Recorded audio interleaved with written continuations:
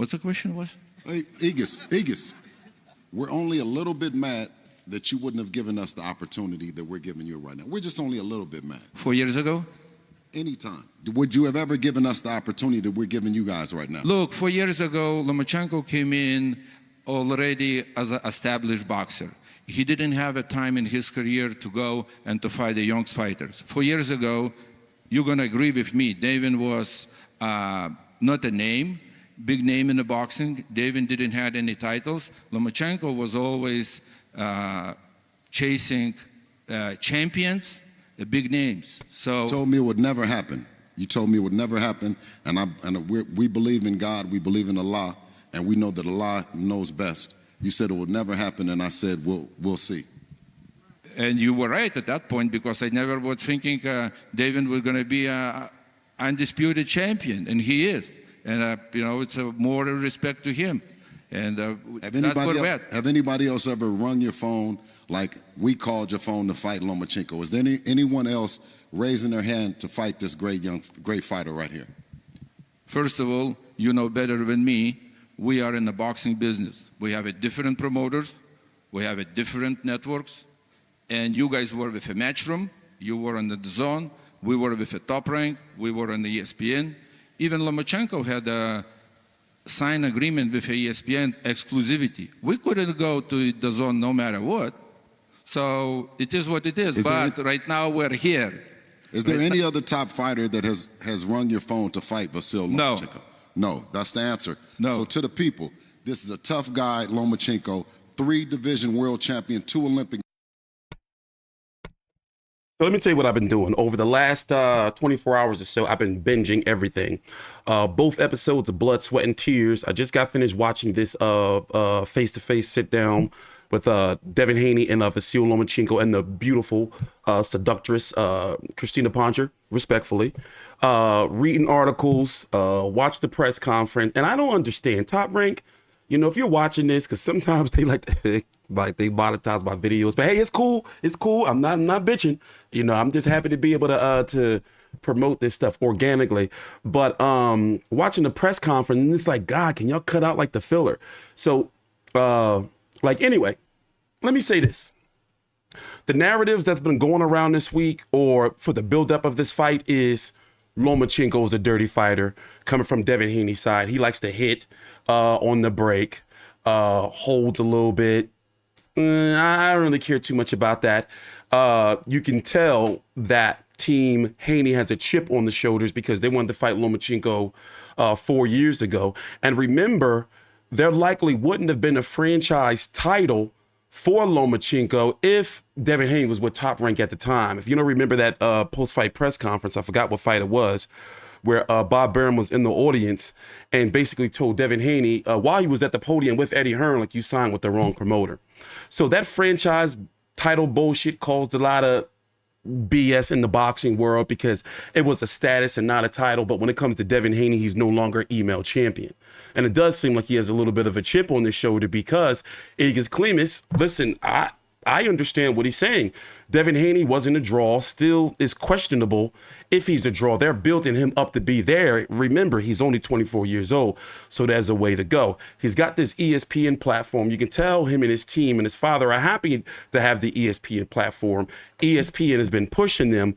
But, for example, I wrote an article a week ago that I'm going to be uploading on my website. And basically, I was looking at the viewing figures for Devin Haney's fights against Kambosos, both of them here in the States on ESPN. Now, the rematch, nobody really wanted, but he was contractually obligated to. So listen to this. The first fight was in front of about 40,000 in the Marvel Arena in Melbourne, Australia. It did less than 60,000 pay-per-view buys over there at 60 Australian dollars a pop. And it was estimated to do about 100 or so thousand. Those are like Tim Tszyu numbers. Right now, Tim Tszyu is the king of pay-per-view over in that Oceanic Australian area. So here in the States, the first fight peaked at 1.35 million, with an average for the main event 1.3. The second fight, let me see if I can find it here. What was the second fight? Was peaked at 970,000 with 935 average, but this was also competing with a pay-per-view, Deontay Wilder versus Robert Helenius. So I guess what I'm saying is to get the particulars out of the way, I'm TstreeTCONTROVERSY with FightView360 and TraversialMedia.com. Thanks for watching. This Saturday, May the 20th, on the broadcasted or brought to you by Top Rank on ESPN pay-per-view for $60. You can buy it through the ESPN app. Or, as I'm doing lately, I buy through my cable subscription. I can't have my stuff around behind a paywall. I don't want to deal with the issues that the Zone has had. And don't get me wrong, I've never had an issue buying a pay-per-view, whether it's UFC or what was the last one I purchased directly through ESPN boxing pay-per-view? I think it was Crawford. No, Tyson Fury, Dylan White, ill. But anyway, I did it. The point I'm trying to make is they're experimenting around with this lower pay-per-view price. Here, this is the best way I can do it. Let's let Bob Arum tell you, courtesy of Steve Kim when he talked to him about the pay-per-view price. By the way, here is the schedule for this week. It's Thursday right now, 2 p.m. Eastern Standard Time. The undercard press conference is actually starting right now. The press conference from yesterday, Wednesday, the 17th, was with Oscar Valdez and Adam Lopez. And then, of course, the main event, Haney versus Vasyl Lomachenko. But here is their schedule right here for those who want to listen in or want to know what's going on for the rest of the week leading into the broadcast. This is as good a fight card from top to bottom as you're going to see in the sport right now. I mean, it is packed. So this is the week of coverage we have set for you. Thursday night, we're going to have a 1-hour primetime special on Haney and Lomachenko. Friday, Max on Boxing will come to you at 6:30. It'll immediately go into our live weigh-in special at 7 o'clock. Then, the sensational card that we detailed that has Abdullah Mason, Nico Ali Walsh, has Emiliano Vargas, has Floyd Diaz, continues with the Maloney-Nakatani championship fight, has Murataya and Nakativa starting off the pay-per-view. Remember what Nakativa did to Burchell. Has Oscar Valdez and Blue Nose Lopez in the rematch. And then it is topped by the undisputed lightweight championship of the world, Devin Haney against Vasyl Lomachenko. Our entire coverage from Vegas becomes available Thursday night at 8 p.m. Eastern. So yeah, and I'm starting my coverage today as well. I did talk about it last weekend after Andrew Maloney had beat, that was Jason Maloney last week, had beat Vincent Astrolabio. But here is the interview I wanted to show you, basically him talking about what they're doing with the pay-per-view prices and how they're going to be on a sliding scale from which I've gotten from this, depending on how big or the appeal is for the fight. You had told Haney, you guys are going $59.95. You had told me about a month ago you were looking at that event with Jake Paul to see how does a lower price pay-per-view do. Is $59.99 now your new baseline for your events? I don't know. We're all experimenting because pay-per-view, for various reasons, is not as robust as it once was, and so now there is talk about sometimes raising the price incredibly high because you're dealing with a much smaller audience and you might as well soak them as much as you can to make up for the shortfall. On the other hand, there are people like us that believe that we can expand the audience if we have more reasonable prices, and therefore we're only going with a $60 pay-per-view. But again, I'm not saying who's right or wrong. We'll have to see. So what I'm getting from that is it depends on the fight. And a fight where you have two fighters like Devin Haney and Vasyl Lomachenko, who Vasyl Lomachenko has a nice growing TV presence. Well, he has a nice TV presence for the years he's been, because he's been with Top Rank, he's been on HBO and ESPN his whole entire career. So, and he does pretty solid ratings. For example, I believe when he fought Teofimo, those were some monster ratings. Let me see, I have those numbers here. When Lomachenko fought Jermaine Ortiz, I couldn't find the Richard Comey numbers. When Loma fought Jermaine Ortiz, that was his last fight, October of last year. peaked at 1.2 with an average of 1.1. When Loma fought Teofimo, peaked at 2.8, almost 2.9, with an average of 2.7. And I could have went back further, but my article was getting long. Basically, you know, he does have some casual like presence because he has been ESPN for some time, and his fights are not known to be boring or lackluster. So Devin Haney, however, remember, he went from pretty much being a showbox fighter to The Zone, a streaming app. And from what we were seeing from The Zone fights, no disrespect to him, but they weren't the most exciting fights. They weren't driving viewership. His last fight there on The Zone, I forgot what fight it was. Correct me if I'm wrong, in the comments. They had like huge portions of the arena darkened off because of lack of ticket sales. And right now, you know, I'm not knocking him for that because he's still somewhat like young. There's still time to build that presence. And also as he grows into his body, you know, that power to come for him to start hopefully being able to knock guys out after this fight. I don't see him knocking off Vasyl Lomachenko. So 29-15, 29-0 with 15 KOs, 24 years old. Notable wins, 2 over George Kambosos, the first fight. You know, a lot of people thought that George Kambosos was going to be the ferocious one and not try the box. Me and my colleague Big J did a lot of coverage on that. Jorge Linares, Jojo Diaz. Jorge Linares at that point was pretty much done to me, but he did rock Devin Haney's bell. Yorkis Gamboa, that fight I didn't approve of at all. You know, Zaire Abaduliyev, okay, you know, that fight, that win is kind of aging. Like it's kind of aging good. But there's not really nothing there that I can say that's really like, yo, you really beat like the man. I never really, don't get me wrong, he beat Teofimo Lopez, right? But I'm sorry, it was a good solid win for Undisputed to unify that WBC and franchise status, whatever it was. But I never really, I don't want to say I didn't respect the win, but that wasn't a win that was like, yo, now I know you're going to be like the star. You're going to be the man. It needs to be Lomachenko. Now, I'm going to tell you right now, I'm not counting out Vasyl Lomachenko. He has shown that he has issues with bigger fighters. You know, whether it's regarding the weight, he even dropped his belt, you know, because of weight, Orlando Salido to Teofimo Lopez. And when it comes to fighters that are bigger, sometimes it takes them a little longer to download the data, like with Teofimo, Orlando Salido, and Luke Campbell. You know, but once he gets to you, he gets you. Now, Devin Haney, now hear me out. Outside of Guillermo Rigondeaux, but depending on where you looked at Guillermo Rigondeaux in the weight, outside of Guillermo Rigondeaux, Devin Haney is arguably, he's not gonna say he's the best pure boxer technician that he'll be fighting. Yeah, you have Luke Campbell. I don't really consider Teofimo a technician,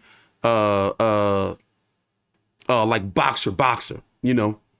I would look at guys like Jorge Linares maybe being there, like kind of being like a little bit technician-y, but Rigondeaux definitely a technician. Pedraza's right there on that cusp of being like somewhat of a technician, somewhat. Not Crolla, not Teofimo, not Nakatani, not Richard Comey. Jermaine Ortiz is also right there, but when it comes to pure boxing IQ and technician, in my opinion, Devin Haney is the guy. You see what I'm saying? So it all depends on how long is it going to take Loma to be able to figure him out. And from what we've seen is that Devin Haney is a very educated boxer to where he can keep like not feeding and be like, you know what? Even if it's going to be boring, I'm just going to keep him off me with the jab.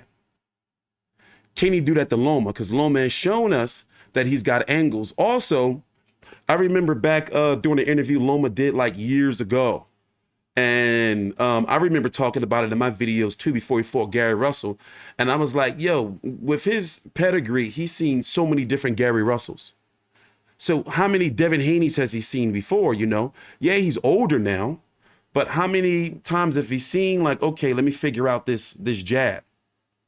Now, when it comes to who has more to lose, see, it's taken Lomachenko to he's been to 35 years old, and how long has he been pro now? I forgot. 10 years. It'll be 10 years he's been pro since his first pro fight this October. So it's taken him this long with some bumps in the road with Teofimo, Ukrainian war, because remember, it was supposed to be him first. It was supposed to be him versus Kambosos in Australia and not Devin Haney, but he was off at war. So he's had 3 hiccups that slowed him down. I feel like there was a 4th political one in there somewhere, but the 3 hiccups was obviously losing to Orlando Salido because he was supposed to pick that belt up early, but he did go over to enemy territory and via purse bid and beat Gary Russell. And then the hiccup with Teofimo Lopez, and then the hiccup with the war. But now he's finally get the shot. The belts are all right there for him. So let's go watch a little bit more clips from this press conference. And I'm not really feeding into like the whole he's a like dirty fighter. I just don't agree. Maybe they're doing that to sell the fight, but it's like if you even look at the social media comments, ain't nobody really feeling it. They're like, yeah, well, what does he mean? By the way, here's something else interesting. A lot of people I've noticed on social media were like, how is he training during Ramadan? And, we see him eating and everything. So here was his answer. You went above and beyond. Feel the way about it. But at the end of the day, it's only an opinionated list. Everybody in this room who works in boxing has a pound-for-pound list. Do you pay attention to that? My bad. I kind of messed up a little bit when I paused the video of the recording, so I don't know if I'm saying the same thing over again. And after Saturday night, victorious, where are you on that list in your mind? Yeah, the world has seen me, pay attention to the pound-for-pound list and, feel the way about it. But at the end of the day, it's only an opinionated list, and it is what it is. My main focus is being victorious, beating Loma, and wherever they put me on the pound-for-pound list, it should be high. Loma, you've been atop of that list pretty much your entire professional career.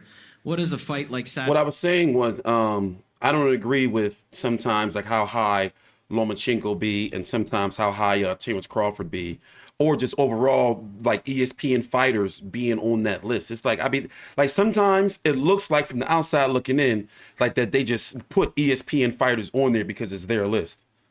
And ESPN right now, in my opinion, looks like they've overtaken Ring Magazine in pound for pound list on the internet. Saturday night mean to you, aside from the belts? And that's not what I wanted to listen to. If Devin gonna win, he's gonna... Hold on. Let's go back to this. Because as I said, throughout the week, all we've been hearing about is about how Loma and Klimas wouldn't give Haney their chance. And what we're hearing about Loma being dirty. But one concern is, well, I want to say concern, but topic is if Loma's going to retire if he loses. He seems to be a little, I don't know. I've been, the answers have been like kind of like, what's going on? We've dusted it off, and I'm confident that ability to rise to a different level. All champions of yesteryear, they bring out a gear that you haven't seen. So you can't just necessarily prepare for him. We can do our best to prepare. Devin has an array in his toolbox. We've brought out every weapon. We've dusted it off. And I'm confident that Devin will make the adjustment needed on the May the 20th. But I have a question for Mr. Aaron. Sir, where will you rank the winner of this fight and in terms of the pound for pound or even as a future great, as an all-time great? Bill, that is a trap question because I got so many young fighters out there that if I ever mentioned anything about pound for pound, they'd be on my ass in 30 minutes. So, Bill, you got to let me off the hook. Yes, sir. Yes, sir. But I can say my world. If Devin gonna win, he's gonna have my vote, pound for pound, #1. Yes, sir. Yes, sir. Inshallah. And vice versa. And vice versa for me. Yeah, I think everybody in the room agrees that this is the fight of fights. We've been waiting for this one a long time. What's up, brother? Igas, for you, the same question that I just posed to Bill. Styles make fights. This has the potential to be absolute fireworks. No, it's going to be, I guarantee, for not for a single guy, it's going to be just a walking in the park. It's going to be a very, very hard fight for the both sides. I hope they prepared. As much as I can see, they are prepared. I know for a fact Loma prepared. Let's do it on a Saturday night. The boxing community has the utmost respect for both of you guys. So, I'm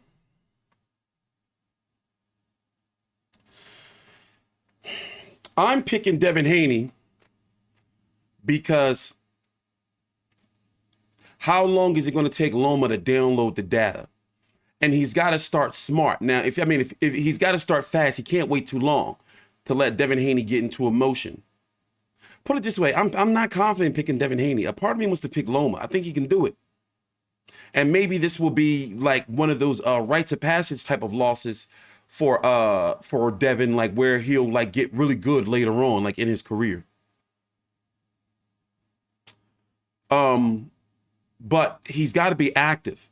Now, the power or the lack thereof from what we've seen so far of Devin Haney may allow for Lomachenko to be a little bit more aggressive and start racking up points early on, like scoring shots. Or will Devin Haney be able to do enough to keep Lomachenko at bay and possibly slow down later on with the head movement? Slow Loma down later on, meaning Loma tires out, not moving his head as much, and he getting popped back with that jab. Loma's never been known to be a stationary fighter. Now, as far as the size advantage, well, let's be honest. We talked about it earlier that he's had issues with some bigger fighters. But when you look at Richard Comey, bigger fighter, Nakatani, bigger fighter, and these are fighters that are probably as big as Devin Haney. Teofimo Lopez, bigger fighter, but Teofimo Lopez, we know he's got that power. And he was throwing body shots that was sometimes seemingly lifting Loma off of his feet. Luke Campbell was a bigger fighter. So if you look at these last four fighters, easily all four of these fighters, especially if Luke Campbell was still fighting, they can touch 147 one day. From Luke Campbell, Teofimo, Masha, and let's see, how high has Comey been?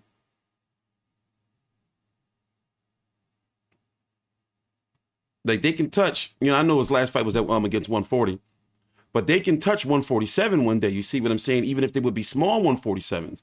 Loma, he looks like a puffed up 135 pounder. I don't know if I'm saying that right, But pay-per-view buys, okay, $60 price point, that's a good start. Having you be able to purchase the old-fashioned way through cable, I'm glad they started doing that again. You also have Katie Taylor versus Chantel Cameroon earlier in the day. That's going to be $35.99 on pay-per-view if you don't have the zone. I know I just checked because I checked my guide. I have Verizon Fios.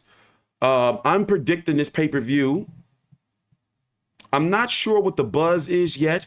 I do like that ESPN has been putting some little promos on the NBA games between Western Conference Finals, the Denver Nuggets versus the Lakers. And what we've noticed in this day and age, the networks start really pushing the fights the week of the fight. Us media or, YouTubers and everything, we're talking about the shit in various different forms as soon as the shit is announced. But at $60 a pop, can you see 100,000 pay-per-view buys? Like I see hardcore fans being crazy interested in this fight. It's sexy. It's erotic. It's boxing pornography for us hardcores. This would be the bullshit that'll get you copyrighted, shit like that. Boxing scene. Box Rec. Y'all be doing too much with these ads, and from the bottom of my heart, I turned off my ad blocker because I'm not going to be like, let me tell you something. I'm probably one of the, let me do a little rant. I use these motherfuckers. You see them big as shit on my screen and you would think that they would even at least send me a t-shirt. You know, so a part of me be like, yo, I'm gonna turn my motherfucking ad block back on. You know, like the ads are intrusive. So anyway, $60 a pop. And the only reason why it's on pay-per-view is because, you know, ESPN and Top Rank didn't want to foot the purses for what Devin Haney and his team wants. And by the way, it's looking like Devin Haney may stay with Top Rank. You know, he's a free agent after this fight. But he might stay. He might stay. And there's some significant fights for him between Teofimo Lopez, Josh Taylor winner if he goes with the 140. You know, but he won't have the same, you know, he have to drop his belts. Or, you know, after Lomachenko, take a couple of build-up fights and fight Shakur Stevenson at 135 on pay-per-view. You can't tell me that's not, you know, in the card somewhere. In fact, let's go watch the face-off real quick and talk about, look at the size. What was Bill Haney saying at the end? I forgot.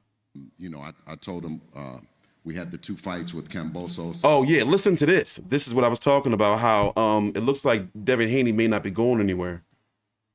Guy is going to be just a walking in the park. It's going to be a very, very hard fight for the both sides. I hope they prepared as much as I can see. They are prepared. I know for a fact Loma prepared. Let's do it on a Saturday night. The boxing community has the utmost respect for both of you guys. It is an absolute privilege for us in the boxing world to have this fight happening. I think we can all agree that this is something that the community, this sport, needs more.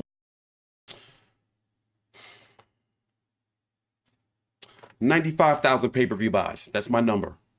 95,000. More of.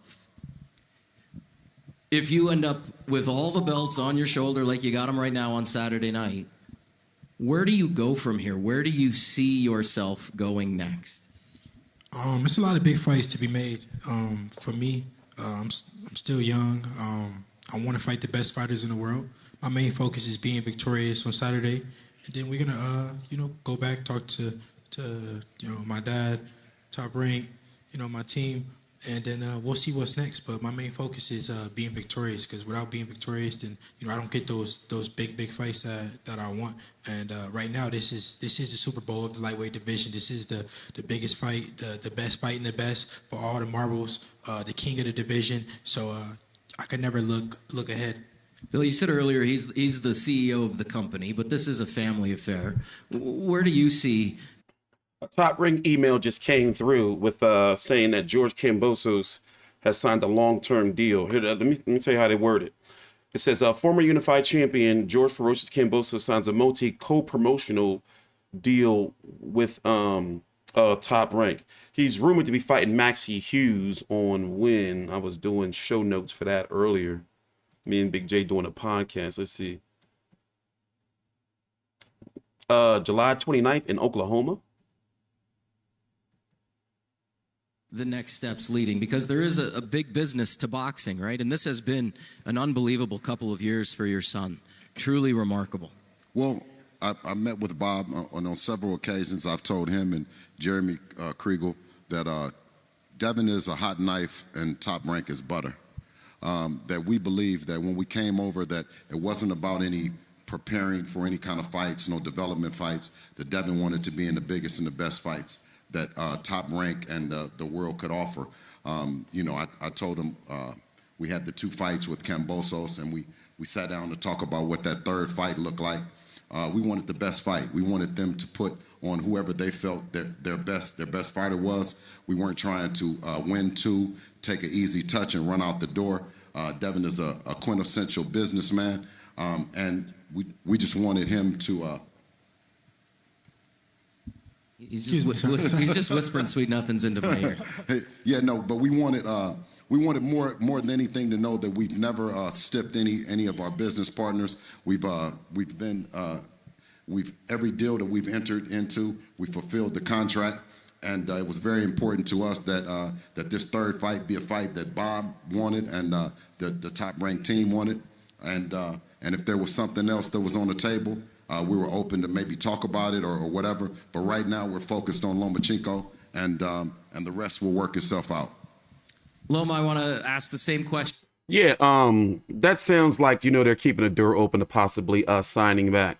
But let's be honest. In a perfect world, we'll see the winner of Devin Haney, Vasyl Lomachenko fight Tank Davis. But because of the political mumbo jumbo, I mean, they did it for Ryan Garcia, but Ryan Garcia brings in more money than Devin Haney. But Devin Haney got those belts, and then they'll be able to sell it off of Tank Davis. The new star of boxing is going, for all the belts to rule his division. You see what I'm saying? So it is a selling point there, but only time will tell. I don't know. Like when it comes to boxing politics these days, it just be a little bit too much. But anyway, I want to get back to watching this. It's on right now live, the undercard press conference. In fact, let's go check in real quick. See who's got up there. Oh, they're facing everybody off. Missed it.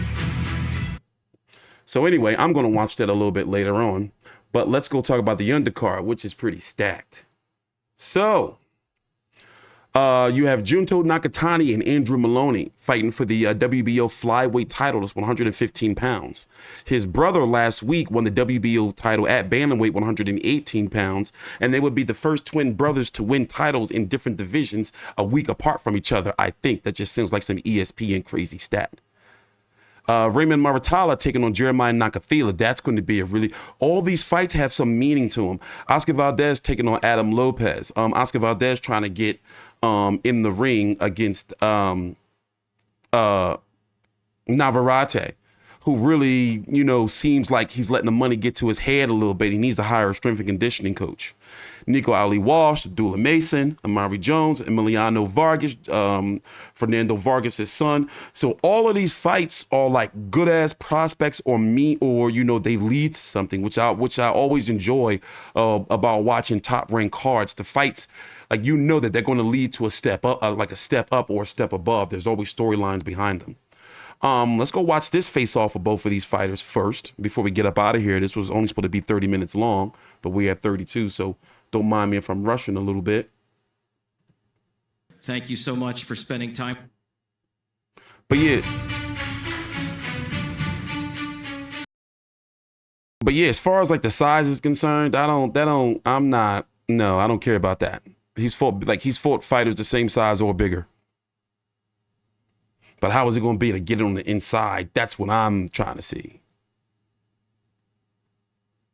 With that being said, thanks for watching. Please subscribe. We're going to be here on Saturday. And my gosh, I'm going to be working all day because already I see on this card 4 fights that I'm doing post-fight videos for at least. Valdez, Nakatani, Maloney, Haney, Lomachenko, and I think it's time to enter Nico Ali Walsh into the full-time rotation. So basically how it works is if I cover a fighter once, I usually continue to cover them for the rest of their careers. It's funny how I can say that now. So that's looking like what it's going to be. $59.99 on ESPN pay-per-view or broadcast by ESPN pay-per-view. Devin Haney, Vasyl Lomachenko, undisputed at 135 pounds. It's going to be on regular Sky Sports over in the UK, right? Or is it on Fight TV? Let me check real quick. So on Sky Sports, Haney, Loma, Sky Sports. Let's see what's going on. I think it is on Sky Sports, right? Yeah. 1 a.m. for you guys on Sky Sports. UK time, I imagine. Of course it is. All right. Thanks for watching. Please subscribe. See you guys later.